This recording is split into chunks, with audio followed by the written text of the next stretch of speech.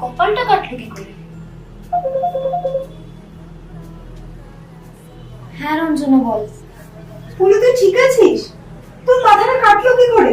তুই কি করে জানলি আমার মাথা কেটে গেছে? কেন? আরে তুই তো আমাকে ছবি পাঠালি, কিন্তু ছবিটা ঘুমন্ত অবস্থায় তোলা তোর। ছবিটা তুললি কি করে বলতো? যাই হোক শোন, খবরটা তাড়াতাড়ি ফার্স্ট এড করা, আর যদি কোনো দরকার লাগে আমাকে ফোন করিস।